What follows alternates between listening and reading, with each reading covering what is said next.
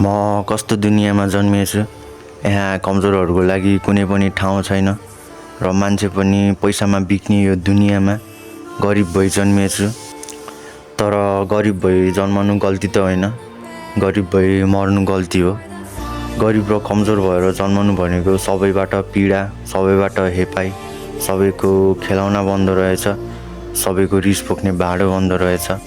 त्यसैले यो दुनियाँमा जन्म लिएपछि तिमी तागतवर बन्नै पर्छ। आफ्नो एउटा लक्ष्य राख्नुपर्छ। आफूले आफूलाई यति तागतवर बनाऊ कि कोही आएर तिम्रो फ्यामिली र तिमीलाई छुन नसकोस्।